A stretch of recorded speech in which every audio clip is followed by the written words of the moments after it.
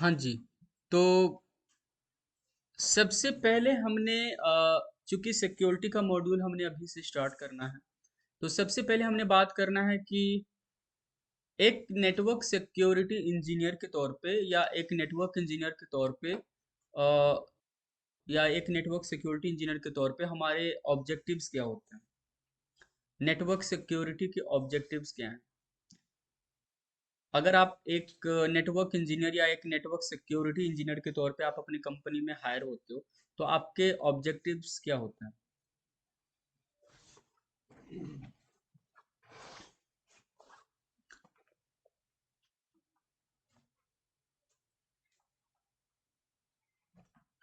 Network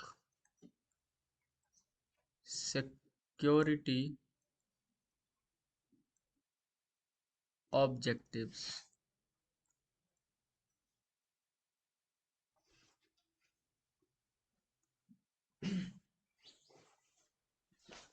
network security objectives. तो एक security engineer के तौर पे या एक नेटवर्क इंजीनियर के तौर पे आपके ऑब्जेक्टिव्स किसी भी कंपनी के अंदर क्या होते हैं?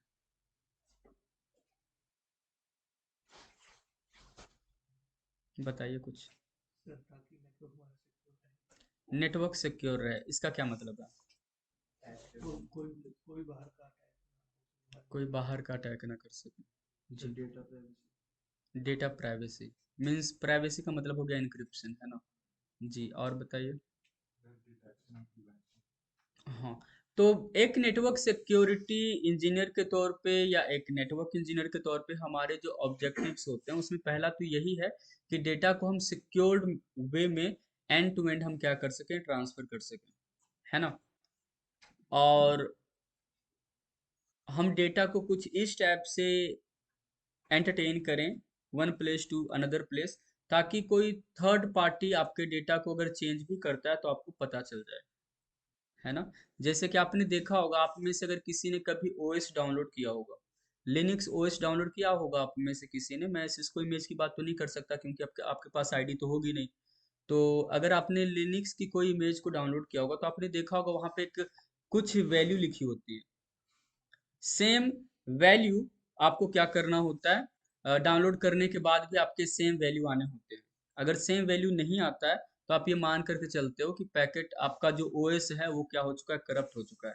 इन द सेम वे, अगर आप ऐसे फायरवॉल पे या किसी भी डिवाइस पे जब आप ओएस को अपलोड करते हो ना, तो अपलोड करते टाइम पे आप उनकी इंटीग्रिटी को वेरीफाई कर सकते हो कि कहीं ये ओएस करप्ट तो नहीं हो गया, कहीं ये ओएस अल्टर तो नहीं है, कुछ ऐसा।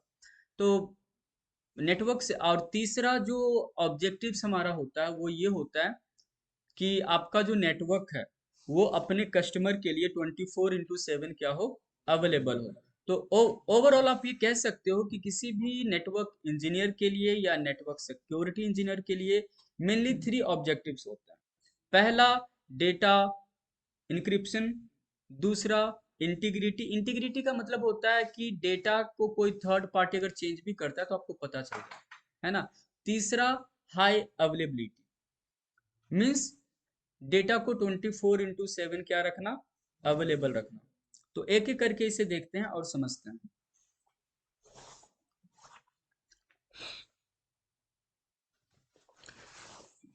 तो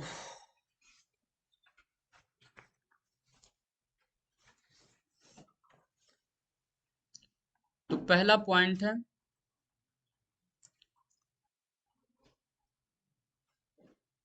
कॉन्फिडेंशियलिटी। दूसरा, इंटीग्रिटी। एंड तीसरा, अवेलेबिलिटी। तो एक एक करके समझते हैं इसे। सबसे पहले बात करते हैं कॉन्फिडेंशियलिटी। तो कॉन्फिडेंशियलिटी जो है कहीं ना कहीं एक कॉन्फिडेंशियल वर्ड से बना है। कॉन्फिडेंशियल का मतलब क्या होता है? सिक्योर, है ना? कॉन्फिडेंशियल का मतलब यहाँ पे क्या है, सिक्योर। जैसे आपने कभी डिफेंस वर्ड में भी ये काफी या किसी मूवी में सुना होगा कि ये फाइल कॉन्फिडेंशियल है।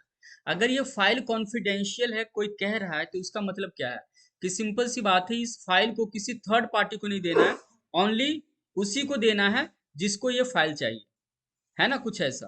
तो वो तो डिफेंस डोमेन की बात हो गई। अगर हम इसको नेटवर्किंग डोमेन या सिक्योरिटी डोमेन से लिंक करें, तो यहाँ पे आप किसको कॉन्फिडेंशियल रखोगे? डेटा को ही, क्योंकि नेटवर्किंग वर्ल्ड में बात ही किसकी होती है? डेटा की होती है।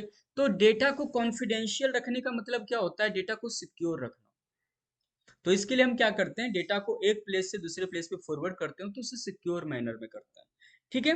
तो यहाँ पे जो कॉन्फिडेंशियल वर्ड है, इसका मतलब यह है कि डेटा को हमें सिक्योरली फॉरवर्ड करना है।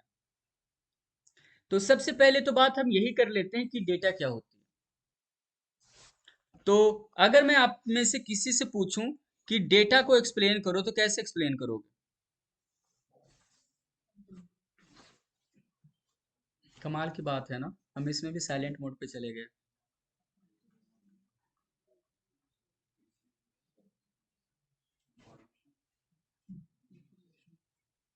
ठीक है। तो डेटा बेसिकली क्या है? पीस ऑफ इंफॉर्मेशन,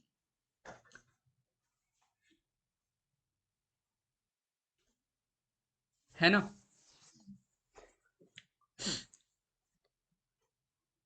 डेटा को आप कितने पार्ट्स में डिवाइड कर सकते हो? तो सिक्योरिटी वर्ल्ड को अगर हम ध्यान में रखते हुए चलें, तो हम डेटा को यहाँ पे टू पार्ट्स में डिवाइड करेंगे। एक वो डेटा जो कि किसी स्टोरेज मीडिया पे स्टोर हो रखा है, एक वो डेटा जो कि क्या है? मोबाइल, मीन्स वन प्लेस से अनदर प्लेस पे मूव हो रहा है। तो हम डेटा को यहाँ पे टू पार्ट्स में क्या करने वाले हैं?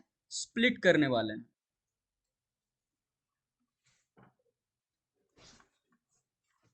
पहला, डेटा एट रेस्ट। दूसरा, डेटा इन मोशन। तो अगर मैं आपको बोलूं एक्सप्लेन करने को डेटा एट रेस्ट, तो कैसे एक्सप्लेन करोगे?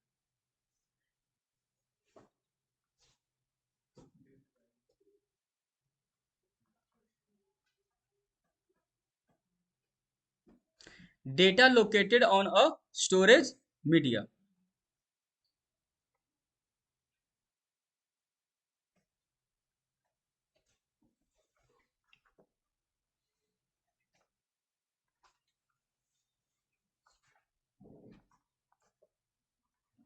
और अगर हम बात करें कि अगर हम ऐसे डेटा को सिक्योर करना चाहें जो कि किसी स्टोरेज मीडिया पे क्या हो रखा है?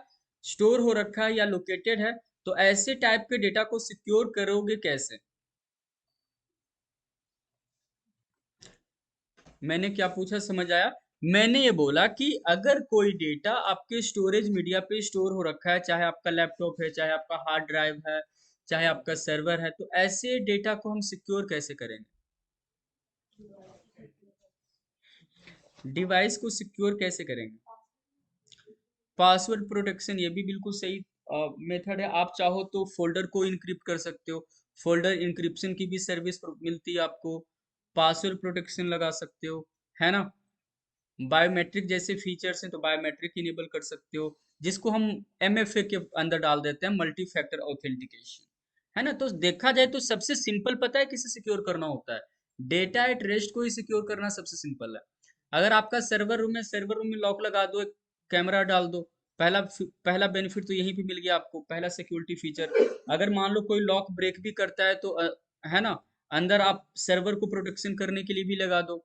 सर्वर के अंदर भी आप पासवर्ड एमएफए वगैरह इनेबल कर सकते हो, मल्टी फैक्टर ऑथेंटिकेशन, जिसमें ओटीपी वगैरह बेस्ड, ओटीपी बेस्ड हो जाता है ना। जैसे कि आपके बैंकिंग, मोबाइल बैंकिंग वगैरह, इंटरनेट बैंकिंग वगैरह अगर आप करते हो, तो अगर आपका पासवर्ड भी कोई लीक कर लेता है, तो भी आप कब कुछ हद तक तो सिक्योर हो ही ना। कुछ हद तक क्या, काफी हद तक आप सिक्योर हो, क्योंकि आपका ओटीपी की किसी को थोड़ी पता। तो इसी टाइप से देखा जाए तो डेटा एट रेस्ट को सिक्योर करना ज्यादा आसान टास्क है।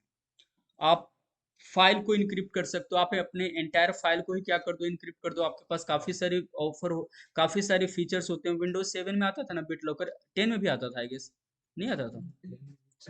7 में तो था। अ, हाँ ऐसे है। तो इन सिंपल आप फाइल इंक्रिप्शन प्रोवाइड कर सकते हो, आप एमएफए इनेबल कर सकते हो, मल्टी फैक्टर ऑथेंटिकेशन इनेबल कर सकते हो। वायरस से प्रोटेक्ट करने के लिए आप क्या कर सकते हो? एंटीवायरस, है ना।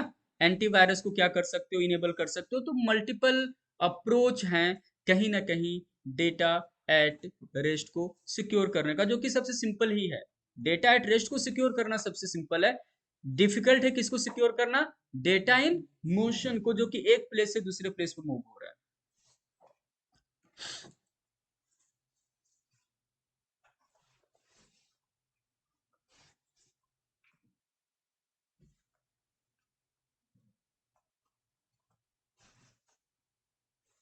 तो आप इसे सिक्योर करने के लिए क्या इनेबल करोगे? एमएफए इनेबल करोगे, मींस मल्टी फैक्टर ऑथेंटिकेशन आप इनेबल करोगे। साथ ही साथ क्या करोगे? आप फीचर इनेबल करोगे फाइल इंक्रिप्शन का, है ना? फाइल इंक्रिप्शन फीचर इनेबल करोगे। आपके पास एंटीवायरस है तो एंटीवायरस आप इस पे एक्टिवेट करोगे या इंस्टॉल करोगे। तो नॉर्मली ये सारी अप्रोच हैं जिसके हेल्प से आप क्या करते हो, डेटा एट रेस्ट को सिक्योर करने का काम करते हो। अगर हम बात करें डेटा इन मोशन के बारे में, तो इसको हम कैसे करेंगे, कैसे एक्सप्लेन करेंगे? डेटा मूविंग फ्रॉम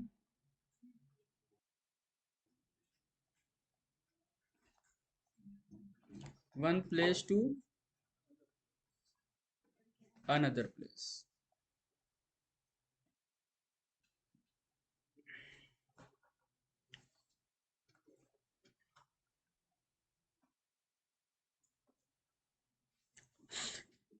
इसको सिक्योर करने के लिए आप क्या इंस्टॉल करते हो? आईपीएस।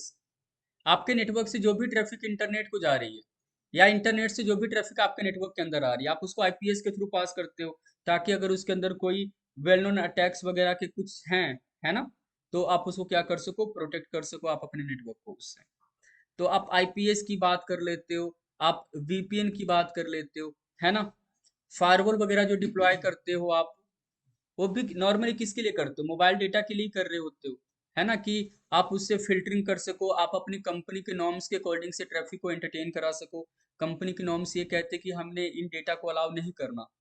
जैसे जॉब, कंपनी में बैठ करके दूसरी कंपनी के लिए जॉब सर्च ट्राई करना, है ना, तो जॉब पोर्टल को ब्लॉक करना, गैम्बलिंग साइट्स को ब्लॉक करना, या फिर जो भी ऐसे साइट्स हैं जो कि कंपनी के नॉर्म्स को फुलफिल नहीं करता है, उन सभी को हमने ब्लॉक करना। तो ये सारी जो भी चीजें होती हो, आप डेटा इन मोशन के लिए ही तो करते हो, है ना। तो ये सारे इसके अंदर एग्जांपल्स हो जाएंगे। वीपी अच्छा वीपीएन तो लिख दिया मैंने, एमएफए लिख देता हूँ यहाँ पे, मल्टी फैक्टर ऑथेंटिकेशन। ठीक है, तो ये सारे वो एग्जांपल्स हैं जिसके हेल्प से हम डेटा इन मोशन को सिक्योर करते हैं। तो नॉर्मली देखा जाए तो सिक्योरिटी वर्ल्ड में मेनली फोकस देखा जाए तो मोबाइल डेटा पे ही होती है।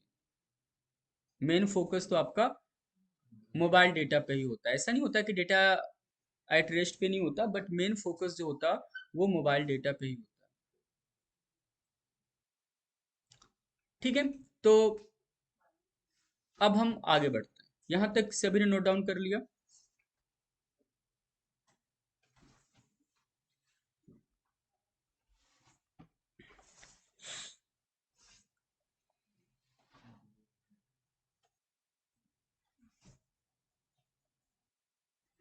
देखा जाए तो हम 2 मंथ्स के आसपास या 1.5 मंथ्स के आसपास जो भी चीजें पढ़ेंगे, वो सारा का सारा यही तो होगा, है ना, डेटा, मोबाइल डेटा को ही सिक्योर करने का।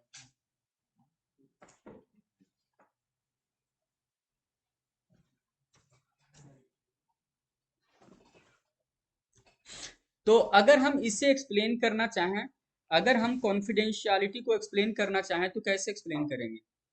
Only the intended party, intended मतलब जिसको डेटा चाहिए, है ना, only the intended party. Intended से यहाँ पे मतलब क्या हुआ? Sender and receiver. Only sender and receiver ही आपके डेटा को क्या कर सकता है? देख सकता है, व्यू कर सकता है। कोई थर्ड पार्टी नहीं देख सकता। हमें डेटा को कुछ इस टाइप से क्या करना है? फॉरवर्ड करना है one place to another place.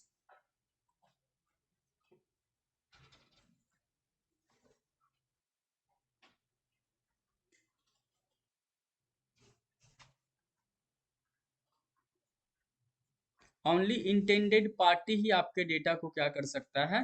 View कर सकता है, मीन्स देख सकता है।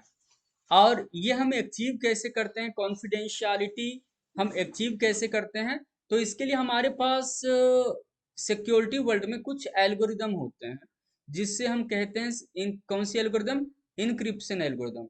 हमारे सिक्योरिटी वर्ल्ड में क्या होता है, कुछ इनक्रिप्शन एल्गोरिदम होता है, जिसका काम ही क्या होता है, इनक्रिप्शन प्रोवाइड करना, है ना। जिसके हेल्प से आप क्या करते हो, डेटा को सिक्योर्ड मैनर में one place to another place forward कर रहे होते हो।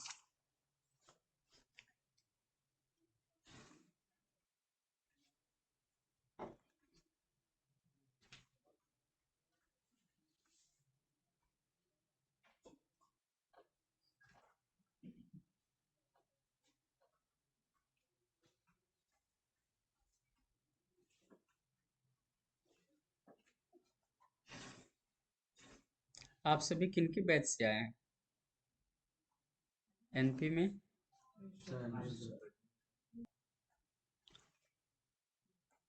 तो हमारे पास इनक्रिप्शन एल्गोरिदम होते हैं, जिसके हेल्प से हम डेटा को क्या करते हैं, कॉन्फिडेंशियल बनाते हैं, या डेटा को हम सिक्योर्ड मैनर में एक प्लेस से दूसरे प्लेस पे फॉरवर्ड करते हैं। वो इनक्रिप्शन एल्गोरिदम क्या होते हैं जनाब? तो वो इनक्रिप्शन एल्गोरिदम होता है लाइक डेस। मैं फुल फॉर्म की बात नहीं कर रहा, फुल फॉर्म की बातें हम तब करेंगे जब मैं आपको वीपीएन वगैरह पढ़ाऊंगा, तब तो आपका 2 मंथ से ही टॉपिक चलने वाला है। तो डेस एल्गोरिदम की बात करेंगे, ट्रिपल डेस, थ्री डेस एल्गोरिदम की बात करेंगे, एईएस एल्गोरिदम की बातें करेंगे, जिसमें 3 वेरिएंट आते हैं। एक आता है 128 बिट का, एक आता है एईएस 192, एक आता है एईएस 256। वीपीएन तो पढ़ा होगा ना आपने, तो ये एल्गोरिदम का नाम तो सुना ही होगा आपने, ठीक है।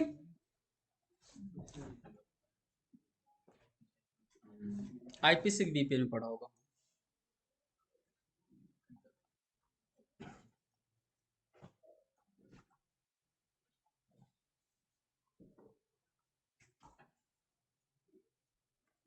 ठीक है, तो ये सारे वो इनक्रिप्शन एल्गोरिदम हैं, जिसके हेल्प से आप डेटा को क्या करते हो, इनक्रिप्ट करते हो। जब भी बात आप डेटा इनक्रिप्शन की करते हो, कहीं ना कहीं बैकएंड में आपको यही एल्गोरिदम देखने को मिलेगा।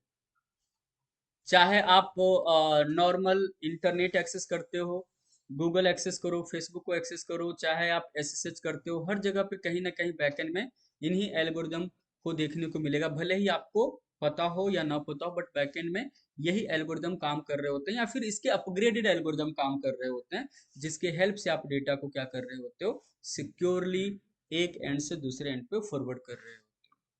समझ आई बात?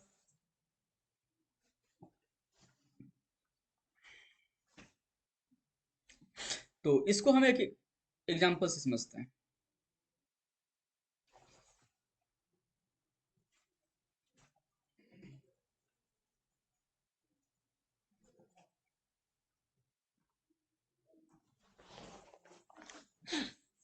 तो मान लो कि ये राउटर 1 है। आप पीसी भी मान सकते थे, बट चलो ठीक है, राउटर ही मैंने मान लिया। राउटर 1 जिसने ट्रैफिक को फॉरवर्ड करना है जनाब राउटर 2 के पास।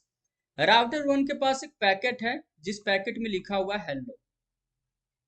इस पैकेट को इसने फॉरवर्ड करना है किसके पास, रिसीवर R2 के पास। अगर आप सिंपली इसी प्लेन टेक्स्ट में, प्लेन टेक्स्ट, अच्छा, अभी मैंने एक टेक्निकल टर्म की बात करा, प्लेन टेक्स्ट। पहले मैं इस पे आ जाता हूँ, इसको मैं एक्सप्लेन कर देता हूँ। देखो जब भी सिक्योरिटी वर्ल्ड में मैं प्लेन टेक्स्ट की बात करूंगा, तो हो सकता है प्लेन टेक्स्ट के साथ मैं एक और टेक्निकल टर्म की बात करूंगा, साइफर टेक्स्ट। तो मैं इन दोनों को पहले एक्सप्लेन कर दूं। देखो, टेक्स्ट का सिंपल सा मतलब है मैसेज। अब वो कोई सा भी हो सकता है, यहाँ पे सिंपल लैंग्वेज में टेक्स्ट को मान लो डेटा, है ना। तो टेक्स्ट जो है वो दो टाइप का हो सकता है, मीन्स मैसेज जो है, मैसेज तो कुछ भी हो सकता है, डेटा ही है ना। तो मैसेज दो टाइप का हो सकता है, या तो मैसेज क्या हो सकता है, प्लेन, या तो मैसेज क्या हो सकता है, साइफर। अब प्लेन के साथ टेक्स्ट जोड़ दो तो ये आ जाएगा प्लेन टेक्स्ट, साइफर के साथ टेक्स्ट जोड़ दो तो ये हो जाएगा साइफर टेक्स्ट। तो प्लेन टेक्स्ट जो होता है गुरु, वो होता है रीडेबल टेक्स्ट। क्या होता है गुरु, रीडेबल टेक्स्ट। और साइफर टेक्स्ट जो होता है वो क्या होता है, अनरीडेबल टेक्स्ट।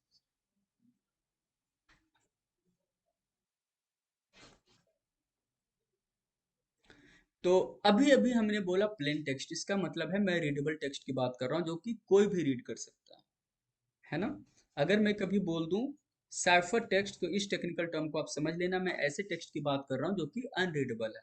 ओनली रीड कौन कर सकता है, सेंडर और रिसीवर। तो इन टेक्निकल टर्म में अब कभी प्रॉब्लम तो नहीं आएगी ना अगर मैं बोल दूं गलती से तो, ठीक है। तो अगर मैं डेटा को इसके original form I mean plain text में फॉरवर्ड करता हूं, तो कोई भी थर्ड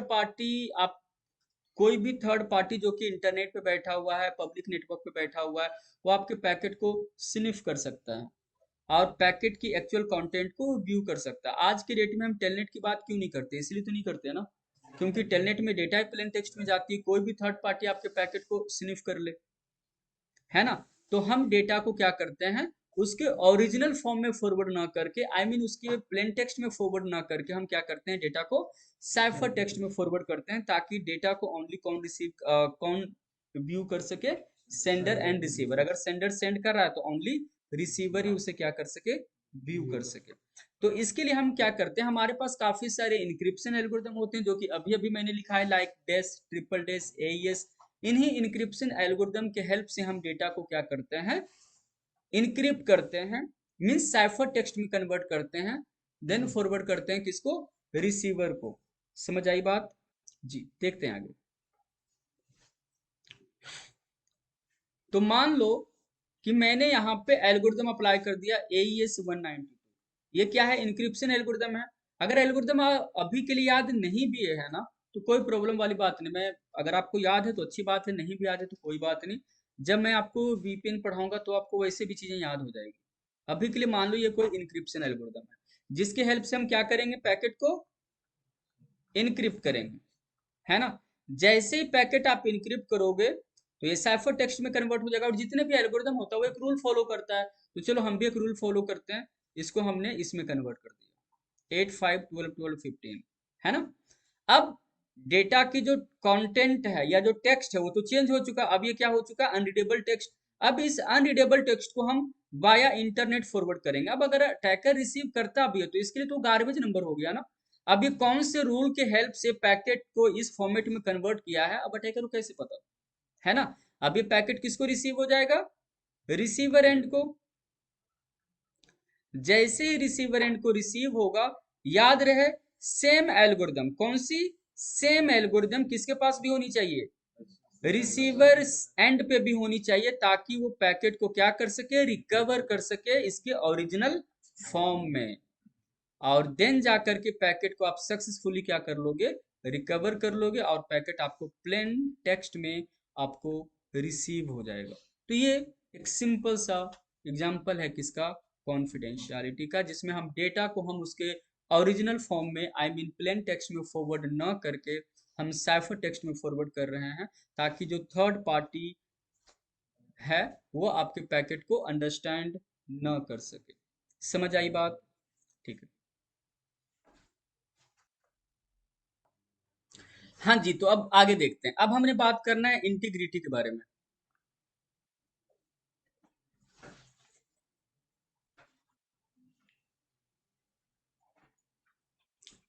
इंटीग्रिटी को कोई एक्सप्लेन कर सकता है, any idea.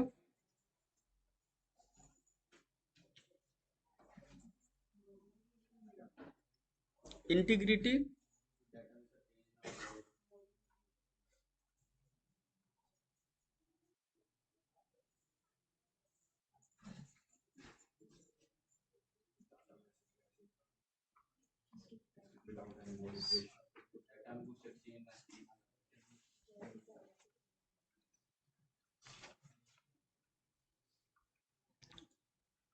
Integrity only the intended party, intended means only sender and receiver, only the intended party can alter your data, है ना। ओनली इंटेंडेड पार्टी ही आपके डेटा को क्या कर सकता है, मॉडिफाई कर सकता है, चेंज कर सकता है। अगर कोई अनइंटेंडेड पार्टी या थर्ड पार्टी आपके डेटा को अल्टर करता है तो आपको पता चल जाएगा, और डेटा को आप सिंपली क्या कर दोगे, डिस्कार्ड कर दोगे। ठीक है। तो इंटीग्रिटी अचीव करने के लिए, डेटा वेरीफाई करने के लिए भी हमें, हमारे पास बेसिकली क्या होती है, हमारे पास एल्गोरिदम होती है। ठीक है। एनी आइडिया कौन सी एल्गोरिदम की मैं बात कर रहा हूँ? हाँ,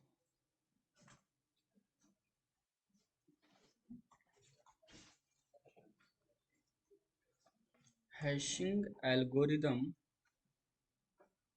टू वेरीफाई क्या, डेटा इंटीग्रिटी, है ना।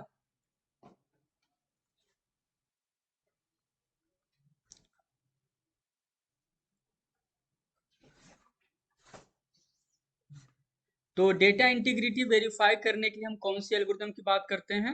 हैशिंग एल्गोरिदम की बात करते हैं, जिसका एग्जांपल क्या है, MD5। आज की डेट में नॉर्मली MD5 रिकमेंडेड नहीं है, MD5 काफ़ी ओल्ड एल्गोरिदम हो चुकी है टाइम के साथ। तो आज के डेट में हम बात करते हैं SHA-1 की, SHA-2 की, जिसमें SHA-256 की बात करोगे, SHA-512 की बात करोगे। सिंपल सी बात है, MD5 के बारे में अगर मैं बात बताऊं तो MD5 जो है, ये ओनली 128 बिट की वैल्यू कैलकुलेट करता है। और SHA-512 जो है, ये 512 बिट्स की क्या करता है, डाइजेस्ट वैल्यू कैलकुलेट करता है या हैश वैल्यू कैलकुलेट करता है।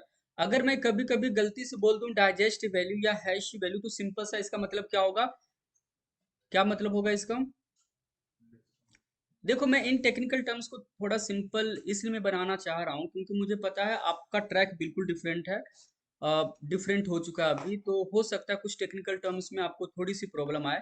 तो आप ऐसे समझो, किसी भी डेटा पे अगर आप हैशिंग एल्गोरिदम को अप्लाई करोगे ना, तो इसकी जो आउटपुट आएगा तो उसे आप क्या बोल सकते हो, हैश वैल्यू, सिंपल। क्योंकि ये जो आउटपुट आई है वो किसकी हेल्प से आई है, हैशिंग एल्गोरिदम की हेल्प से आई है। और पहले के टाइम पे आपको बोलने की आदत हो गई थी डाइजेस्ट वैल्यू, डाइजेस्ट वैल्यू क्यों बोलने की आदत हो गई थी, क्योंकि वहां पे MD5 की हेल्प से जो आउटपुट आती थी ना, तो MD5 की फुल फॉर्म में क्या था, मैसेज डाइजेस्ट, तो वहां से डाइजेस्ट कीवर्ड ले लिया गया। तो अगर मैं कभी डाइजेस्ट वैल्यू बोल दूं या हैश वैल्यू बोल दूं, तो सिंपल सा मतलब होगा कि हम इंटीग्रिटी या हैशिंग एल्गोरिदम को अप्लाई करने के बाद की जो आउटपुट आ रही है ना, हम उसकी बातें कर रहे हैं। समझ आई बात सर? अटेंडेंस पे ओके सर। तो हाँ जी, हमारे पास हैशिंग एल्गोरिदम है, जिसके हेल्प से हम क्या कर सकते हैं, डेटा इंटीग्रिटी वेरीफाई कर सकते हैं। इसका मतलब क्या है, इसे भी हम एक एग्जांपल की हेल्प से समझते हैं।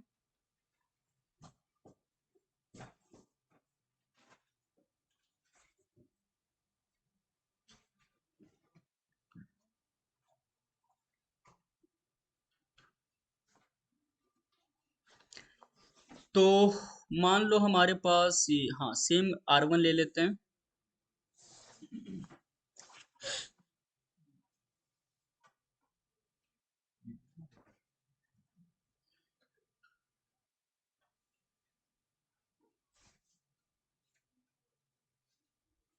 R1 R2। तो अब अगर मैं बात करूं, मान लो कि हमने हेलो पैकेट को इनक्रिप्ट तो कर दिया with the help of encryption algorithm like AES 192। हमने इनक्रिप्ट करा, इनक्रिप्ट करने के बाद जो हमारे पास आउटपुट आया 85121215, अगर मैं इसको वाया इंटरनेट फॉरवर्ड करता हूँ रिसीवर को, तो ये प्रोबेबिलिटी बनी रहेगी कि जो थर्ड पार्टी इंटरनेट पे है, वो जब पैकेट को कैप्चर करे या स्निफ करे, तो उसे ये फील होगा कि यार ये डेटा तो क्या है, गार्बेज है। तो कहीं ना कहीं उसको आइडिया तो लग ही जाएगा डेटा क्या है, इनक्रिप्ट किया हुआ है। तो ये प्रोबेबिलिटी तो बन सकती है ना कि वो क्या करे, कुछ गार्बेज नंबर उस डेटा पैकेट में क्या करे, ऐड कर दे, जिससे आपके जो डेटा है उसकी मीनिंग ही क्या हो जाए, चेंज हो जाए, वो मीनिंगलेस हो जाए। ये प्रोबेबिलिटी तो बनी रहेगी ना। और अगर ऐसा होता है, तो रिसीविंग साइड को कैसे पता चलेगा? या फिर मान लो कि पैकेट, आप ऐसे ना सही तो आप ऐसे मान लो कि मान लो कि डेटा सेंडर ने सेंड किया रिसीविंग साइड को, रिसीविंग साइड पे डेटा रिसीव होते होते पैकेट क्या हो चुका, करप्ट। तो रिसीविंग साइड कैसे पता करे कि डेटा करप्टेड रिसीव हुआ है ना। तो इसीलिए हम बात करते हैं किसकी, इंटीग्रिटी की। जिसमें हम हैशिंग एल्गोरिदम का हेल्प लेते हैं। ये जस्ट लाइक आईपी हेडर का चेकसम फील्ड जैसा होता है। चेकसम फील्ड याद है ना, उसी जैसा कुछ ये भी वर्क करता है। आप क्या करोगे इसमें, MD5 रन कर दोगे, या फिर चलो MD5 मैंने बोला कि बहुत ओल्ड हो चुका है आज के डेट में, तो मान लो आपने रन कर दिया SHA-256। इसके हेल्प से इस पे रन करने के बाद इसकी एक आउटपुट आई, मान लो ABC। तो आपने इस ABC आउटपुट को अपने साइफर टेक्स्ट के साथ क्या करा, अटैच करा। अटैच करने के बाद आपने क्या करा, वाया इंटरनेट फॉरवर्ड कर दिया। अब जब इंटरनेट से होते हुए जब ये रिसीवर को रिसीव हुआ, तो रिसीवर क्या करेगा, जो ABC रिसीव हुआ इसको, इस ABC को इससे क्या करेगा, रिमूव। ये जो ABC इसको रिसीव हुआ, इसको पहले इसने क्या करना है, रिमूव। रिमूव करने के बाद ये दोबारा से क्या करेगा, सेम एल्गोरिथम रन करेगा जो किसी ने रन किया था, SHA-256। अगर इसके आउटपुट भी क्या है, सेम ABC, तब ये समझ जाएगा कि डेटा क्या है, इंटैक्ट है, डेटा अल्टर किया हुआ नहीं है, और देन जाकर के पैकेट को क्या करेगा, डिक्रिप्ट करने का काम करेगा। ये कुछ ऐसे काम करता है। समझ आई बात। अब आपके दिमाग में एक डाउट आ सकता है, सर एक बात बताओ, अगर अटैकर इतना पावरफुल है कि वो आपके पैकेट को क्या कर दिया, अल्टर कर दिया, और अल्टर करने के बाद उसने क्या करा, रिप्ले करा, तो ये भी तो हो सकता है कि गार्बेज नंबर को भी क्या करे, सॉरी आपके डाइजेस्ट वैल्यू को भी, आपके हैश वैल्यू को भी क्या करे, रीरन कर दे, उसको भी क्या करे, रिकैलकुलेट करके फॉरवर्ड करे। बिल्कुल ऐसी प्रोबेबिलिटी हो सकती है। मैंने क्या बोला, समझ तो आ रहा है ना। मैंने ये बोला कि ये अटैकर जो है उसने क्या करा, आपके साइफर टेक्स्ट में कुछ गार्बेज नंबर ऐड किया। गार्बेज नंबर ऐड करने के बाद आपकी जो डेटा की मीनिंग थी तो मीनिंगलेस हो गई। साथ ही साथ उसने क्या करा, जो डाइजेस्ट वैल्यू या जो हैश वैल्यू जो था, उसको भी उसने क्या करा, रिकैलकुलेट करके फॉरवर्ड कर दिया। ऐसी प्रोबेबिलिटी बन सकती है ना, बिल्कुल हो सकती है। तो इससे बचने के लिए क्या, तो इससे बचने के लिए जो कॉन्सेप्ट है वो ये है, आप जब भी VPN कॉन्फ़िगर करोगे या SSH वगैरह, जब मैं आपको पढ़ाऊंगा, SSH में करीब करीब 2 से 3 लेक्चर आपको पढ़ाने वाला हूँ काफी डेप्थ में, तो उस टाइम पे मैं आपको बताऊंगा कि हम नॉर्मली हैशिंग एल्गोरिदम को हम डायरेक्ट अप्लाई नहीं करते, हम हैशिंग एल्गोरिदम के साथ एक और एल्गोरिदम को अप्लाई करते हैं जिसका नाम है HMAC। क्या नाम है, HMAC। ये पढ़ोगे VPN के टाइम पे। HMAC क्या करता है, HMAC सिर्फ आपके साइफर टेक्स्ट के बेस पे डाइजेस्ट वैल्यू कैलकुलेट नहीं करता, बल्कि वो उसके साथ की भी अटैच करता है। क्या अटैच करता है, की। जैसे मान लो दो डिवाइस के बीच में आप VPN फॉर्म कर रहे हो, तो दोनों पे आपने पासवर्ड डाला होगा एक दूसरे को ऑथेंटिकेट करने के लिए। तो ये पास मान लो कि पासवर्ड आपने क्या ले रखा है, क्या ले रखा है, CCNA। मान लो आपने पासवर्ड क्या ले रखा है, CCNA। तो वो password plus password plus encrypted text data, then जाकर को क्या करेगा, डाइजेस्ट वैल्यू कैलकुलेट करेगा। अब अटैकर चाह भी ले तो उसको रिकैलकुलेट नहीं कर सकता, क्यों, क्योंकि जो आपकी डाइजेस्ट वैल्यू कैलकुलेट हुई है वो सिर्फ डेटा के बेस पे कैलकुलेट नहीं हुआ है, बल्कि उसके साथ की भी अटैच किया हुआ है। और की ओनली किसके पास होगा, ये या तो सेंडर या तो रिसीवर के पास। मेरी बात समझ आई। तो जब भी बात हम डेटा इंटीग्रिटी की करते हैं प्रोडक्शन नेटवर्क में, तो हम उसके साथ इन हैशिंग एल्गोरिदम के साथ हम अप्लाई क्या करते हैं, HMAC अप्लाई करते हैं। HMAC बेसिकली क्या करता है, तो वो साथ ही साथ आपके की को भी अटैच करता है डाइजेस्ट वैल्यू या हैश वैल्यू कैलकुलेट करते टाइम। इसका बेनिफिट ये मिलेगा कि जो अटैकर होगा, अटैकर के पास तो आपकी हैश अटैकर के पास तो की होगा नहीं, तो वो चाह करके भी रिकैलकुलेट अगर करता भी है हैश वैल्यू को, तो वो सेम नहीं आएगा जो सेंडर और रिसीवर के पास है। क्योंकि की तो ओनली सेंडर और रिसीवर के पास होगा ना, तो सेम तो ओनली सेंडर और रिसीवर के पास आएगा। अगर अटैकर रिकैलकुलेट भी करेगा तो उसका मिसमैच आएगा, और आप पैकेट को सिंपली डिस्कार्ड कर दो। समझ आई बात, एक आइडिया लगाओ। तो प्रोडक्शन नेटवर्क में जब भी बात VPN कॉन्फ़िगर करने की होती है, जब भी बात डेटा सिक्योरिटी की होती है, जहां पे आप डेटा इंटीग्रिटी भी साथ ही साथ अप्लाई करते हो, तो वहां पे हम साथ ही साथ में HMAC भी डिफाइन करते हैं, किसके साथ, हैशिंग एल्गोरिदम के साथ में। HMAC क्या है आपको और डिटेल में मैं उसी टाइम पे पढ़ाऊंगा। आइडिया लगा। अब आगे देखते हैं, अब बात करते हैं अवेलेबिलिटी के बारे में।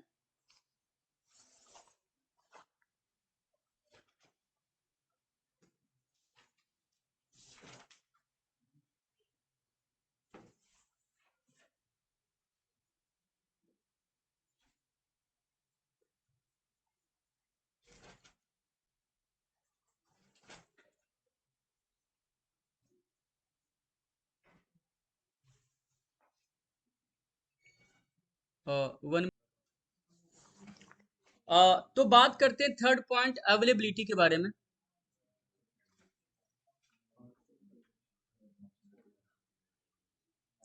अवेलेबिलिटी, अवेलेबिलिटी का तो सिंपल सा मतलब क्या होता है, मेक श्योर करना कि आपका जो नेटवर्क हो वो 24/7 आपके कस्टमर के लिए क्या हो, अवेलेबल हो, है ना।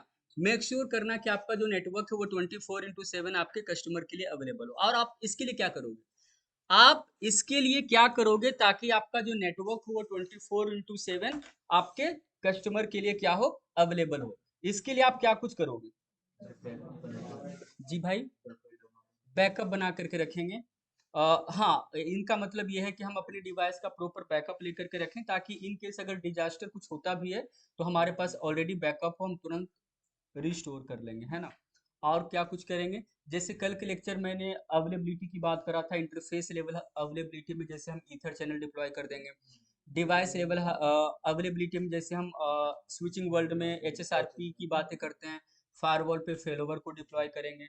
अगर हम लिंक की बात करें तो आईएसपी से हम 2 लिंक कम से कम लेंगे, ट्राई करेंगे जो 2 लिंक लें वो सेम आईएसपी से ना लें, वो आईएसपी भी क्या होनी चाहिए, डिफरेंट होनी चाहिए। क्योंकि सेम आईएसपी से 2 लिंक लोगे तो क्या पता उनका फाइबर कट हुआ तो दोनों गया, है ना। तो नॉर्मली हमें 2 डिफरेंट आईएसपी से लेनी चाहिए, है ना। अगर आपको रेड वगैरह के बारे में कुछ पता होगा, RAID, तो ये भी कुछ कॉन्सेप्ट्स होता है, अगर नहीं पता तो फिलहाल इसको इग्नोर कर देते हैं। तो अ, कहने का मतलब यह है कि हमें हर वो स्टेप्स फॉलो करना है जिसके हेल्प से आपका नेटवर्क जो हो अपने क्लाइंट्स के लिए या आपके क्लाइंट्स के लिए क्या हो, 24/7 क्या हो, अवेलेबल हो। समझ आई बात। तो इसके लिए आप प्रॉपर क्या करोगे, एक रेगुलर इंटरवल पे डिवाइस को भी अपग्रेड करते रहोगे, ओएस को अपग्रेड करते रहोगे, पैच अगर आते हैं तो पैच को अपडेट करते रहोगे। तो ये सारे के सारे ऑप्शंस इसी के अंदर हैं। साथ ही साथ मान लो अटैक्स वगैरह होता है तो उन अटैक्स की इम्पैक्ट को कम करने के लिए भी आपके नेटवर्क में काफ़ी सारे फीचर्स इनेबल्ड होने चाहिए, जिसे आप बोलते हो DoS mitigation technique, DDoS mitigation technique, है ना। जैसे ब्रूट फोर्स अटैक होता है तो ब्रूट फोर्स अगर नहीं पता इन अटैक्स के बारे में कोई नहीं, हमने आगे बात करना है। अगर कोई अटैक वगैरह लॉन्च होता है तो अटैक से बचने के लिए हमारे पास कुछ फीचर्स इनेबल्ड होने चाहिए, है ना। जैसे कि आपने देखा होगा नॉर्मली फायरवॉल वगैरह में बाय डिफॉल्ट ये सारे फीचर्स होते हैं, खास करके अटैक को काफ़ी हद तक मिटिगेट करने के लिए। कौन सी अटैक को, ब्रूट फोर्स अटैक वगैरह, जिसमें क्या होता है कि अगर आप कुछ फेल अटेम्प्ट करते हो तो आपकी कंसोल लाइन ऑटोमेटिकली ब्लॉक हो जाती है कुछ मिनट्स के लिए, नॉर्मली होती है। अगर नहीं है तो आपको मैनुअली इनेबल करना पड़ेगा। ठीक है, तो काफ़ी सारी चीज़ें आपको पैरेलल रन करना होगा जिसकी हेल्प से आपका जो नेटवर्क होगा वो 24/7 अवेलेबल होगा अपने क्लाइंट्स के लिए। समझ आई बात।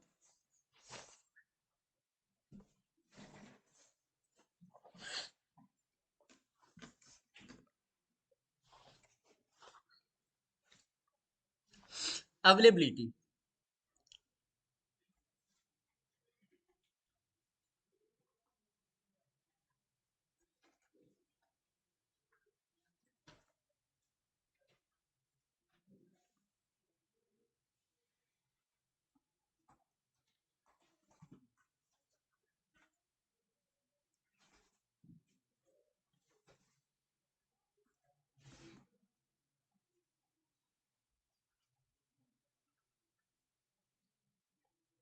ठीक है। इसके लिए आप क्या करोगे, आप फेलोवर कॉन्फ़िगर करोगे। बैकअप लो, बैकअप डिवाइस को अपग्रेड करोगे,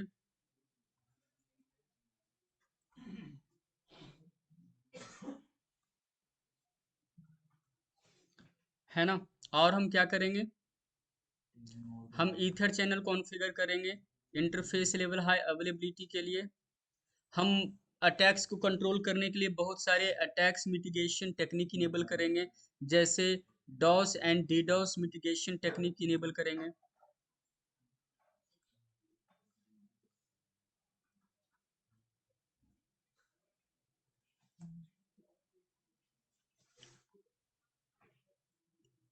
टेक्निक्स, और क्या करोगे आप,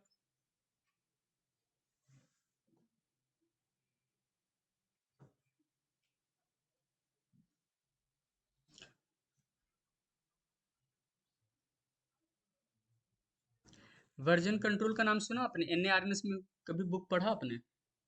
एनएआरएनएस में बुक बुक पढ़ा होगा आपने, सीसीएनए वॉल्यूम 2 में जो नेटवर्क ऑटोमेशन का जो चैप्टर है उसमें से किसी एक चैप्टर में दे रखा है इसके बारे में। तो थोड़ा सा पढ़ना आप इसके बारे में। और भी कॉन्सेप्ट होता है लिनक्स में रेड का, जिसके हेल्प से आपका अगर एक हार्डवेयर डाउन भी हो जाता है फिर भी उसका बैकअप आपको दूसरे में मिल जाएगा, कुछ इस टाइप की चीज़ें। तो बहुत सारी चीज़ें हमें साथ ही साथ डिप्लॉय करनी चाहिए, जिसके हेल्प से आपका जो क्लाइंट्स है या आपका जो कस्टमर है उनके लिए आपका नेटवर्क 24/7 क्या होगा, अवेलेबल होगा। तो इसके लिए बहुत सारे फीचर्स आपको पैरेलल इनेबल करके रखना होगा। वो तो मैंने कुछ एक एग्जांपल्स इसके अंदर दिया है, ठीक है।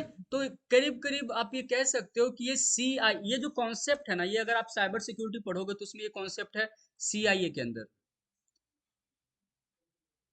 ठीक है। तो इस टाइप से हमने देखा कि नेटवर्क सिक्योरिटी के ऑब्जेक्टिव्स क्या होते हैं। तो एक सिक्योरिटी इंजीनियर के तौर पे या एक नेटवर्क इंजीनियर के तौर पे हमारा जो ऑब्जेक्टिव होता है, हमारा जो एम होता है वो यही होता है कि हम अपने नेटवर्क को अवेलेबल रखें 24/7। डेटा हमारा end to end secured manner में एक्सचेंज हो या ट्रांसफर हो।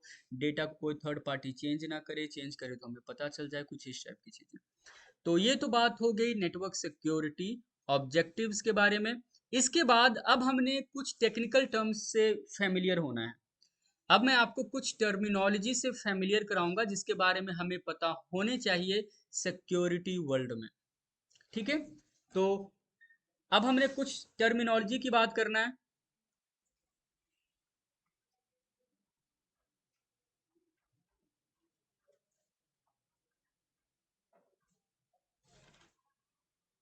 जिसमें सबसे पहले हम बात करेंगे किसके बारे में, एसेट। एसेट का मतलब क्या है?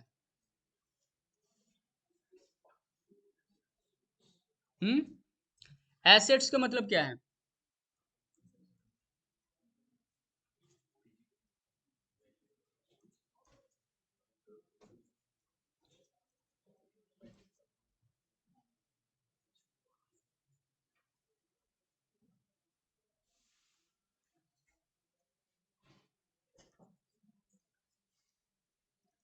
हर वो चीज जो कि आपकी कंपनी के लिए क्या हो, वैल्यू वैल्यूएबल हो, है ना। वो सारे के सारे कहीं ना कहीं कंपनी के लिए क्या होगा, एसेट्स होगा। जैसे अगर मैं आप जिस एकेडमी के स्टूडेंट हो उस एकेडमी की बात करूं, तो आप जहाँ पे बैठे हो चेयर, है ना, आपके जो डिटेल्स हैं, पर्सनल जो डिटेल्स है मैनेजमेंट के पास होगा, वो भी कहीं ना कहीं उनके लिए क्या है, एसेट्स है। आपके कॉन्टेक्ट नंबर, आप खुद, आप भी कंपनी के एसेट्स हो। तो जो भी कंपनी से रिलेटेड है वो सब कंपनी का क्या है, एसेट्स, ठीक है। Second point, vulnerability. Vulnerability,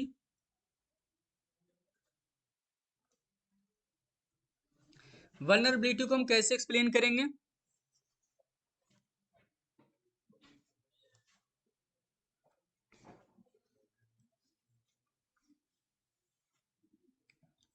vulnerability, अच्छा, वल्नरेबिलिटी जो है ना, ये वल्नरेबल वर्ड से बना है। वल्नरेबल का मतलब क्या होता है, वीक, वीकनेस, वीक पॉइंट, कुछ ऐसा। तो चलो इससे भी एक्सप्लेन करते हैं।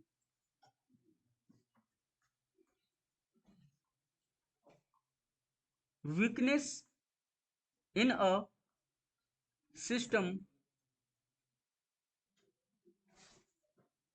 और इन इट्स डिजाइन। या तो वीकनेस आपके सिस्टम में हो सकती है, आपके डिजाइन में हो सकती है, आपके ओएस में हो सकती है, कुछ ऐसा, है ना। तो देखो, एक्सप्लेन तो ऐसे मैं वल्नरेबिलिटी कर रहा हूँ, लेकिन वल्नरेबिलिटी के बहाने ही मैं आपको बहुत सारे ऐसे ऐसे पॉइंट्स बताऊंगा जिसके बारे में आपको पता चले कि अच्छा ये सारे पॉइंट्स कहीं ना कहीं हमारे नेटवर्क के लिए वल्नरेबल है। तो वल्नरेबिलिटी के बहाने में काफी सारे ऐसे पॉइंट्स के बारे में बात करने वाला हूँ जिसके बारे में हो सकता है आपको पता भी हो या फिर हो सकता है नहीं भी पता हो। तो अगर नहीं पता है तो इसी बहाने आपको कुछ न्यू चीजें आपको मिल जाएगा सीखने को। तो वल्नरेबिलिटी का सिंपल सा मतलब है वीकनेस इन अ सिस्टम और इन इट्स डिजाइन। मुझे एक बात बताओ, एनएआरएनएस के अंदर कौन कौन से ऐसे प्रोटोकॉल के बारे में आपने पढ़ा है जिसके बेस पे आप ये कह सकते हो कि ये कहीं ना कहीं आपके नेटवर्क के लिए क्या है, वल्नरेबल है? बता दीजिए, मान जाओ, बता दो।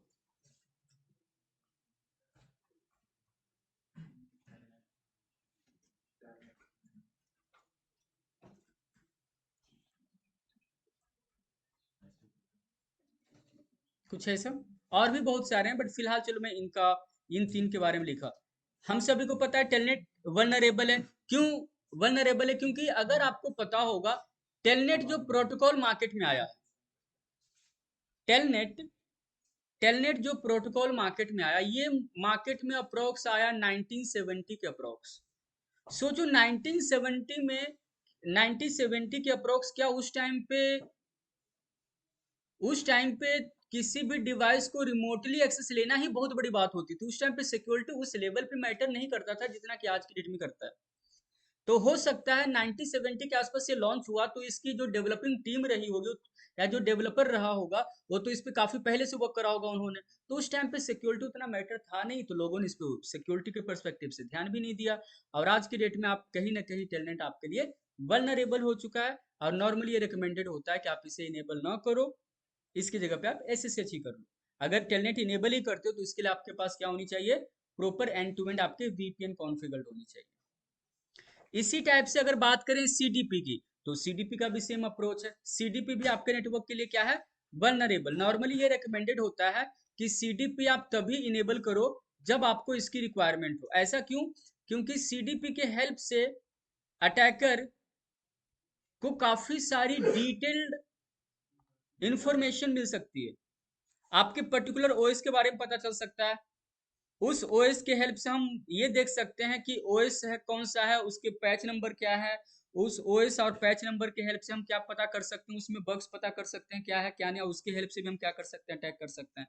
तो बहुत सारी चीजें हैं जिसके हेल्प से या जिसके कारण ये कहा जाता है कि आपको सीडीपी अपने नेटवर्क में डिसेबल करके ही रखनी चाहिए, तब तक जब तक कि हमें इसकी रिक्वायरमेंट ना हो। समझ आई बात? अब आगे, आप सभी के पास ईवेंजी है मेरे दोस्त? ठीक है। अगर नहीं है तो कोई बात नहीं, मैं कल के लेक्चर में या फिर मैं ट्राई करूंगा आज ही लेट इवनिंग तक, आज लेट इवनिंग या फिर कल के लेक्चर में मैं ईवेंजी का सेटअप आपके ग्रुप में ड्रॉप कर दूंगा। मेरे पास अपलोडेड है क्लाउड पे, आप उसको डाउनलोड कर लेना। डाउनलोड करने के बाद आपको पता ही होगा कि डाउनलोड करने के बाद आपको बेसिकली करना क्या है, VMware इंस्टॉल करना है। VMware इंस्टॉल करने के बाद इसमें 4-5 KB की फाइल होगी, मैं आपको दिखा दूंगा कौन सी है। उसको डबल क्लिक करके आप उसको कॉपी कर लेना है, किसके अंदर? VMware के अंदर। बस इतना ही काम करना है, इसके अंदर सब कुछ प्री इंस्टॉल्ड है, आपको कुछ भी करने की जरूरत नहीं है। बस 5 मिनट का काम है, आपके अंदर आपके लैपटॉप पे प्रॉपर एक सेटअप हो जाएगा ये। ठीक है, तो मैं सेम सेटअप आपको दे दूंगा और बता भी दूंगा, एक बार गाइड कर दूंगा कैसे क्या करना है।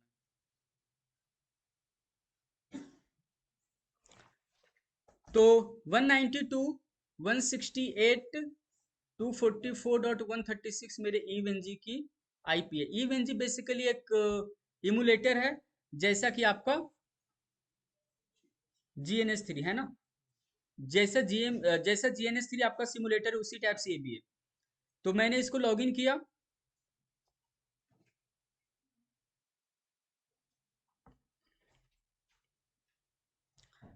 किसी एक राउटर का एक्सेस ले लेता हूँ मैं, रैंडम किसी एक राउटर का एक्सेस लेता हूँ क्योंकि मुझे कुछ और दिखाना आपको।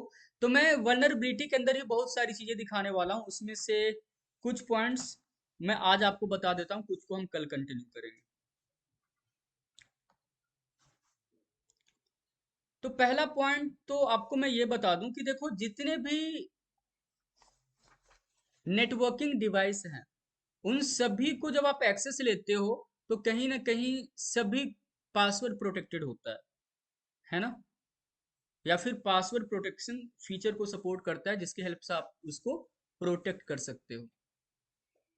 और ये जो पासवर्ड प्रोटेक्शन फीचर है, ये आपके लिए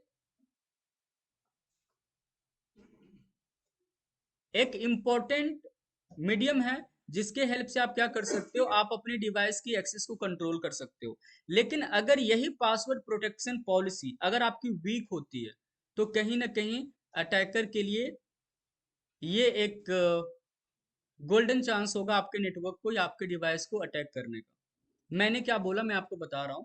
मैं आपको जस्ट सिंपल लैंग्वेज में ये कहना चाहता हूँ कि जितने भी डिवाइस जिसको आप एक्सेस लेते हो या जितने भी ऐप जिसको आप एक्सेस लेते हो, सभी पासवर्ड प्रोटेक्टेड होते हैं और सभी की अपनी एक पासवर्ड पॉलिसी होती है। ये पासवर्ड पॉलिसी को कितना स्ट्रांग रखना है, ये टोटली आपके ऊपर डिपेंडेंट होता है। जैसे कि मैं बताऊं, मेरे पास इससे पहले जो लैपटॉप था वो डेल का था। मैंने उसका पासवर्ड पता है क्या रखा हुआ था? उसका पासवर्ड रखा हुआ था ए। कोई भी ए एंटर करेगा उसको, तो ये कितना वल्नरेबल था। इसको अटैक करने में या इसको क्रैक करने में कितना टाइम लगता? अटैकर को हार्डली सेकंड लगता, सेकंड भी नहीं लगता, है कि नहीं? तो क्या ये पासवर्ड पॉलिसी मेरी अच्छी थी? नहीं थी, है ना? तो यही मैं समझाना चाह रहा हूं कि पासवर्ड पॉलिसी काफी स्ट्रांग होनी चाहिए, ये इंपॉर्टेंट है। तो क्यों ना हम एक काम करें, हम चेक करें कि हम जिस राउटर पे या जिस ओएस पे NARNS और NPRNS में हमने प्रैक्टिकल किया, इसकी पासवर्ड पॉलिसी क्या कहती है। क्या पता ये भी वल्नरेबल हो। तो जस्ट मैं आपको एक आइडिया देना चाहता हूं कि जो भी डिवाइस आपके पास हो ना, अगर वो पासवर्ड पॉलिसी फीचर को सपोर्ट करता है तो ट्राई करो आप उसकी पासवर्ड पॉलिसी को मैनुअली क्या करो, चेंज करो, ताकि आप उसे स्ट्रॉन्ग पासवर्ड पॉलिसी में कन्वर्ट कर सको। तो चलो देखते हैं अपने राउटर का।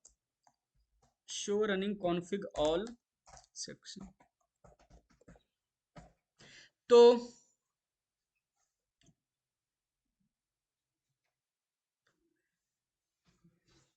आप देख सकते हो, आपका जो राउटर है ना, उसकी पासवर्ड पॉलिसी की मिनिमम लेंथ क्या है? 1 कैरेक्टर। देखो कितना सिंपल पासवर्ड है। आप पासवर्ड को ए रख दो, बी रख दो, सी रख दो, सब एक्सेप्ट कर लेगा। ये तो कहीं ना कहीं गलत है ना? तो आपको अपनी पासवर्ड पॉलिसी को स्ट्रांग रखना चाहिए। एक बात बताओ, अगर आप इंटरनेट बैंकिंग की बात करते हो, आप एक्सेस करते हो, अगर बैंक वाले पासवर्ड पॉलिसी को डिफिकल्ट नहीं करें ना, पासवर्ड पॉलिसी को डिफिकल्ट ना बनाएं, तो आप में से बहुत सारे स्टूडेंट्स पासवर्ड को काफी सिंपल रखोगे। ये ह्यूमन नेचर है। वो जानबूझ के पासवर्ड पॉलिसी डिफिकल्ट बनाते हैं ताकि आप मजबूर हो जाओ पासवर्ड पॉलिसी या पासवर्ड को स्ट्रॉन्ग बनाने के लिए, है ना? नहीं तो हम गलत पासवर्ड, हम काफी वीक पासवर्ड डालेंगे, जिसके ड्रॉबैक ये होगा कि कोई भी थर्ड पार्टी अगर चाहे तो ब्रूट फोर्स अटैक या बहुत सारे अटैक्स जो होते हैं जिसकी हेल्प से आपके पासवर्ड को with in a second, with in a minute क्या कर सकता है, क्रैक कर सकता है। तो आपको अपनी पासवर्ड पॉलिसी को काफी स्ट्रांग रखनी चाहिए। तो जैसे कि आपने देखा, आपके iOS पे क्या पासवर्ड की मिनिमम लेंथ 1 कैरेक्टर की। अगर आप इसे चेंज करना चाहो कर सकते हो। सिक्योरिटी पासवर्ड मिनिमम लेंथ मान लो हमने क्या दे दिया गुरु, 8। तो अब पासवर्ड पॉलिसी की जो मिनिमम लेंथ होगी वो कितने कैरेक्टर्स की हो गई है? 8 कैरेक्टर। अब आप देख लो, सिक्योरिटी, सॉरी,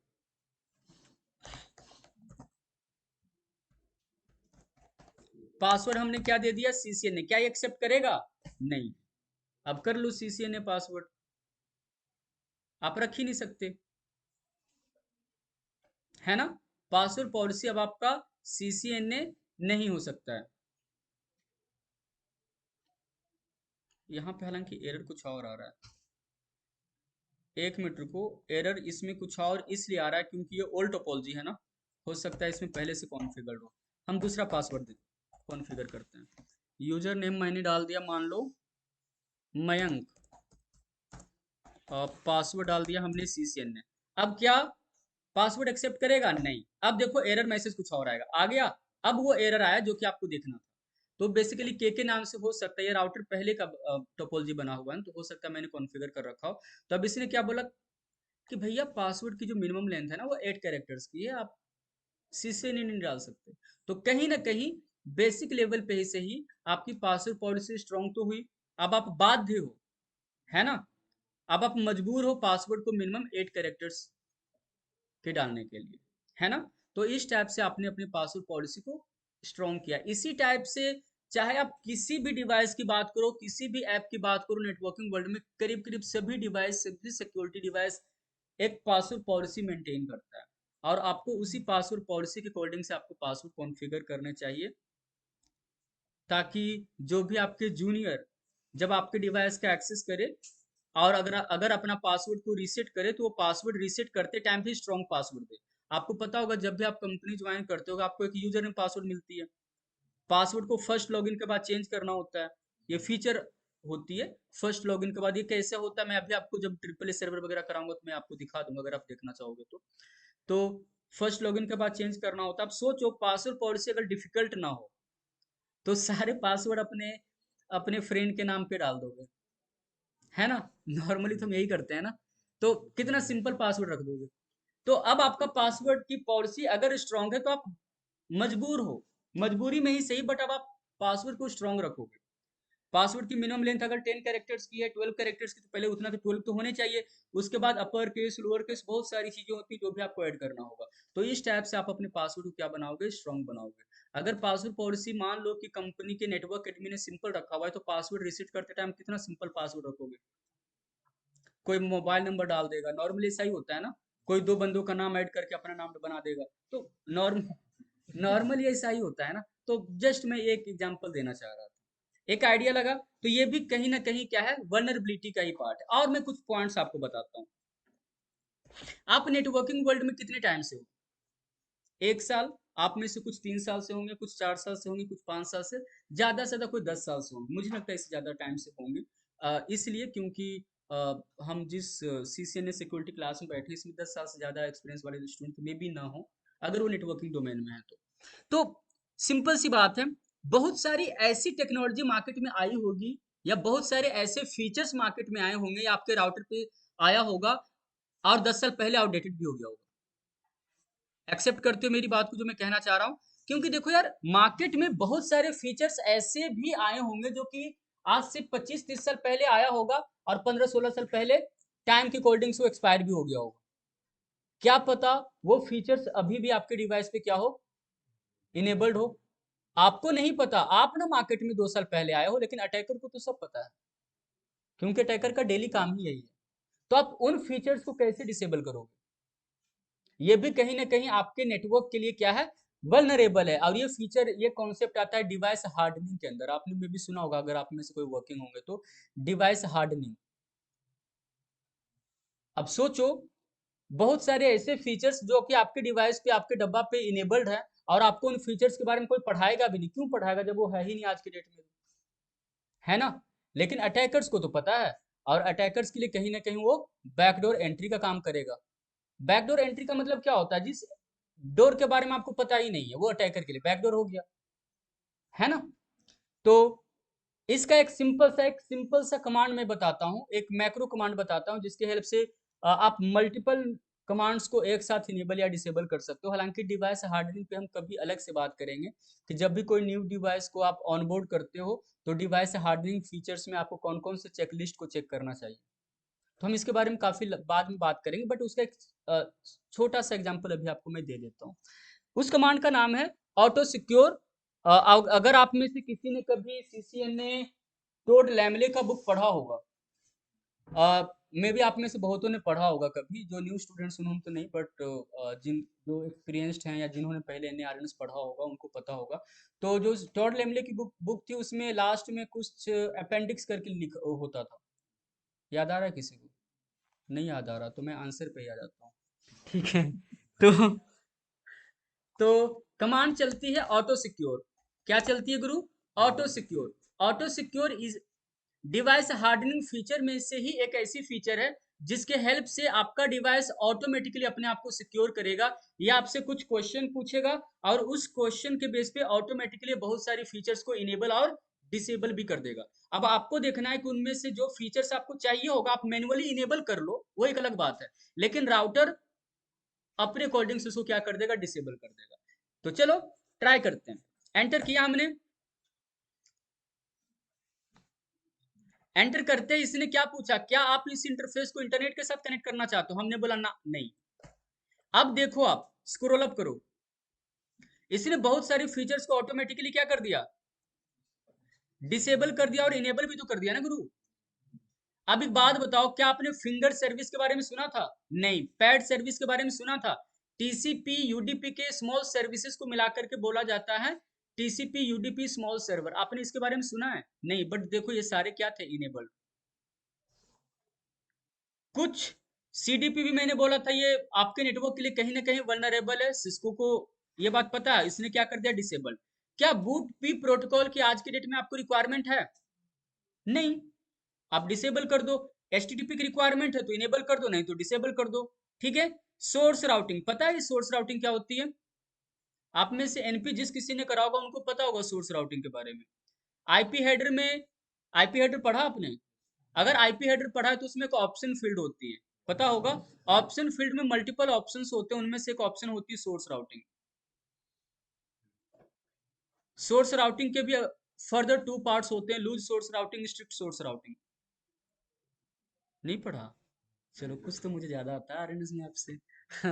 पढ़ लेना आप, काफी अच्छा टॉपिक है, नहीं तो फिर मैं कभी पढ़ाऊंगा जब आपको इंटरव्यू की तैयारी करवाऊंगा। इसके बाद जीआर, जीआर के फीचर को भी इन्होंने क्या कर दिया, डिसेबल कर दिया। तो इसने एक सिंपल सी कमांड के हेल्प से बहुत सारी सर्विसेज को इन्होंने डिसेबल कर दिया। ये अलग बात है, अगर आपको लगता है इनमें से कुछ सर्विस की आपको रिक्वायरमेंट है, then you can enable it, वो एक अलग बात है। बट इसने डिसेबल कर दिया, इसने कुछ सर्विस को इनेबल भी किया, जैसे टीसीपी कीप अलाइव फीचर। ये बहुत इंपॉर्टेंट फीचर है और मैं भी रिकमेंड करूंगा कि आपको इनेबल करनी चाहिए।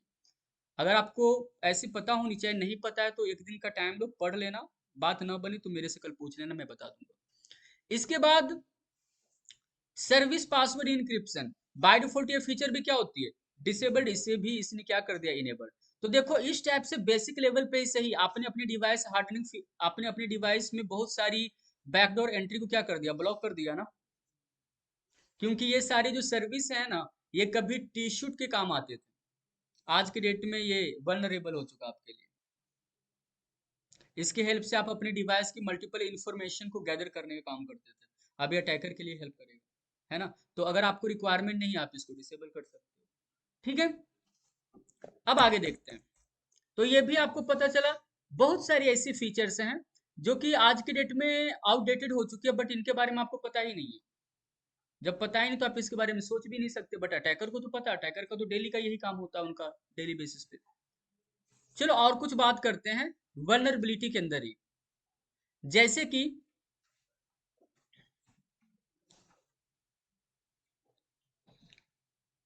आप यूजर नेम और पासवर्ड जो क्रिएट करते हो, मान लो कि मैंने लिख दिया कुंदन, इसके बाद मैंने लिया गुरु हेल्प। हेल्प लेने के बाद आपके पास मल्टीपल ऑप्शंस होते हैं, बट हमें फोकस करना है पासवर्ड वाले मेथड पे। आप पासवर्ड के हेल्प से भी पासवर्ड क्रिएट कर सकते हो, पासवर्ड सीसीएन ने, ओ हमने तो 1 2 3 4 5 दे दिया, पासवर्ड क्रिएट हो गया। रनिंग कॉन्फ़िग में चलते हैं और आप देख सकते हो अपने इस पासवर्ड को, पासवर्ड आपका क्या दिख रहा है, प्लेन टेक्स्ट में दिख रहा है। पर इस पे मैंने क्या क्या कॉन्फ़िगर कर रखा है, 1 मिनट, 1 मिनट रुको। पता है ये इनक्रिप्टेड क्यों था, क्योंकि ऑटो सिक्योर कमांड के हेल्प से service password encryption command enable हो गया। ऐसे आपको मैं अगर इस डिवाइस को ऑन करके दिखाऊं तो देखना, पासवर्ड कमांड से जो भी पासवर्ड कॉन्फ़िगर करोगे वो सारे क्या होगा, प्लेन टेक्स्ट में होगा। लेकिन ऑटो सिक्योर ने देखो आपको बेसिक लेवल पे सिक्योरिटी दे दिया ना उसने, और मैं खुद ही इनेबल कर दिया ऑटो सिक्योर कमांड से। कौन सी कमांड, सर्विस पासवर्ड इंक्रिप्शन वाली कमांड। देखो मैं इस पे इनेबल करके दिखाता हूँ, इस पे आपका पासवर्ड प्लेन टेक्स्ट में दिखेगा।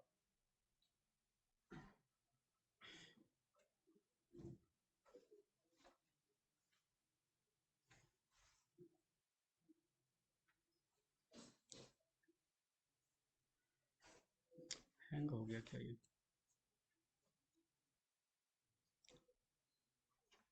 हाँ जी। तो चलो अब नो करते हैं। अच्छा एक बात बताओ, यहाँ पे यस और नो में नो ही क्यों करते हैं, यस क्यों नहीं करते, आप बताओ। ये करूँगा तो वो राउटिंग का हिसाब से कॉन्फ़िगर करना होगा, और नो करूँगा तो मतलब चलो ठीक है, इस पे आते हैं, पहले अपने डाउट्स को देख लेते हैं। हाँ तो यहाँ पे हमने क्रिएट करना था कुंदन पासवर्ड, यहाँ पे तो मैं शीशे ने भी दूंगा तो ले लेगा ये, क्योंकि पासवर्ड पॉलिसी तो बाय डिफॉल्ट होगा ना, ये ले लिया। अब अगर मैं रनिंग कॉन्फ़िग पे आता हूँ तो अब ये पासवर्ड किस में दिखेगा, प्लेन टेक्स्ट में, जो कि कहीं ना कहीं क्या है, वल्नरेबल। अब एक बात बताओ, आपके कंपनी में हर वो बंदा आपके पासवर्ड को देख सकता है जिसके पास कौन सी कमांड की एक्सेस है, रनिंग कॉन्फ़िग वाले कमांड। और आपके कंपनी में सिर्फ आप अकेले इकलौते इंसान तो होगे नहीं जिसके पास इस कमांड की एक्सेस होगी, आपके कंपनी में मल्टीपल बंदे होंगे जिनके पास सेम कमांड की एक्सेस होगी, और वो सभी आपके पासवर्ड को देख सकते हैं। तो क्या फायदा है इसे पासवर्ड का, इससे बढ़िया रखो ही मत ओपन, सब खुला खुला रहने दो, है ना।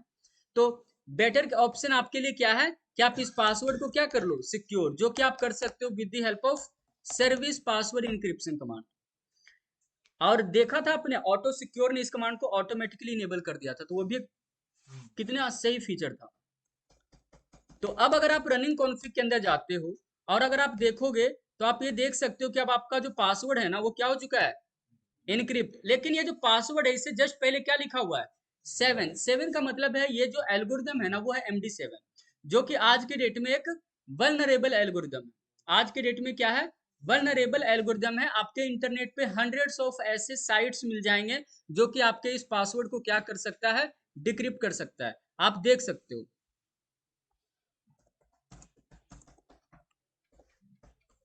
हाउ टू डिक्रिप्ट, कौन सी, MD7। चलो किसी भी एक लिंक को क्लिक कर लेते हैं और इस पासवर्ड को कर लेते हैं कॉपी।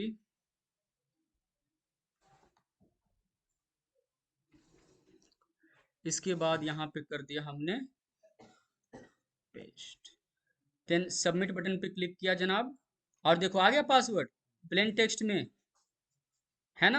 इस पासवर्ड पासवर्ड को मैंने कॉपी कर दिया और नोटपैड पे मैंने पेस्ट, ओ सॉरी, ठीक है। आप यहीं से देख लो पासवर्ड आपका प्लेन टेक्स्ट में दिख रहा है, नहीं दिख रहा, दिख रहा है ना, हाँ। ऐसे मुझे पता है कुछ लोगों को नहीं दिख रहा होगा, तो मैं दिखा देता हूँ। ये देखो आपका पासवर्ड प्लेन टेक्स्ट में दिख रहा है CCN, है ना। तो ये प्रॉब्लम है, कभी भी हमें पासवर्ड को किससे क्रिएट नहीं करनी चाहिए, कभी भी पासवर्ड को हमें किससे क्रिएट नहीं करनी चाहिए, पासवर्ड कमांड से। क्योंकि पासवर्ड कमांड से अगर आप क्रिएट करते हो ना, तो पहली बात तो ये कि आपके रनिंग कॉन्फ़िग में प्लेन टेक्स्ट में स्टोर होगा। ड्रॉबैक ये होगा आपके कंपनी में जिस किसी को आपके राउटर का एक्सेस होगा सभी को आपका पासवर्ड पता चल जाएगा। तो ऐसे पासवर्ड का मतलब ही क्या है, आपकी आईडी से किसी और ने लॉगिन कर दिया, किसी और की आईडी से आपने लॉगिन कर दिया, है ना। तो इसका कोई लॉजिक ही नहीं बनता। इसीलिए हमें अपने पासवर्ड को इनक्रिप्ट करनी चाहिए। But service password encryption command जो सिक्योरिटी प्रोवाइड करती है वो भी एक आज के डेट के लिए वल्नरेबल एल्गोरिदम की सपोर्ट प्रोवाइड करती है कि नहीं, है ना। तो इससे बेटर ऑप्शन क्या है, अब उस पर बात करते हैं। एक और मेथड, आपके पास इंटरनेट पे तो बहुत सारे टूल्स हैं जो कि इनक्रिप्ट डिक्रिप्ट कर सकता है।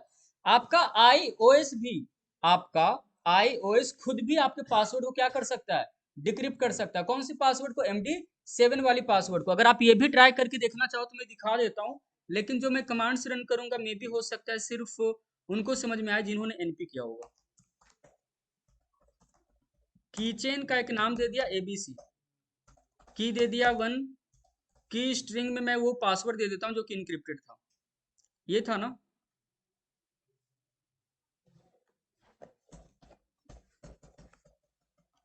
शो की, आ गया पासवर्ड, आपका iOS खुद आपको क्या करके दे दिया, डिक्रिप्ट करके दे दिया। देखो आज की डेट में MD7 एल्गोरिथम कितना ज्यादा वल्नरेबल हो चुका है कि नहीं। तो कभी भी हमें पासवर्ड इसके हेल्प से कॉन्फ़िगर नहीं करनी चाहिए। रिकमेंडेड ये होता है गुरु कि जब भी आप पासवर्ड कॉन्फ़िगर करो तो कौन सी कमांड की हेल्प से करो, सीक्रेट कमांड की हेल्प से कॉन्फ़िगर करो। अच्छा पासवर्ड सीक्रेट दोनों सेम हो गया ना,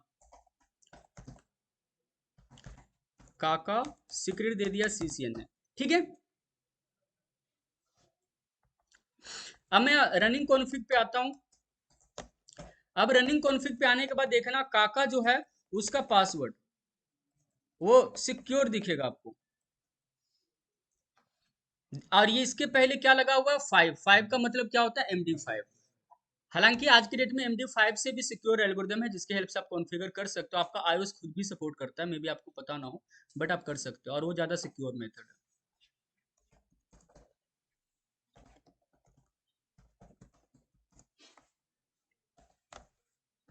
सीक्रेट के बाद भी देख रहे हो मल्टीपल एल्गोरिदम आपको देखने को मिल रहा है ना, तो ये सब उससे बेटर एल्गोरिदम। आप इसके हेल्प से भी क्या कर सकते हो, ट्राई कर सकते हो, बट स्टिल MD5 भी बेटर है, ऐसी बात नहीं है, ठीक है।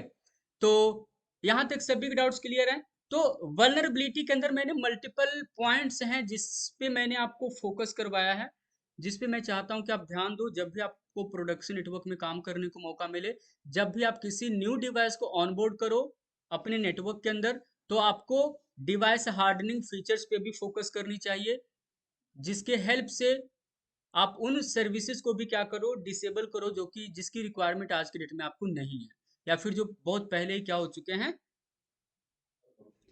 आउट ऑफ मतलब हाँ डेड हो चुका है या फिर आउटडेटेड हो चुका है। तो कल के लेक्चर में मैं इसी वल्नरेबिलिटी के अंदर ही बहुत सारे और ऐसे ऐसे फीचर्स की बात करूंगा, मे बी जिससे आप फेमिलियर नहीं हो और आपको पता होनी चाहिए। ठीक है, आज के लिए बस इतना ही, मिलते हैं कल के लेक्चर में। और मेरी बात सुनो एक मिनट,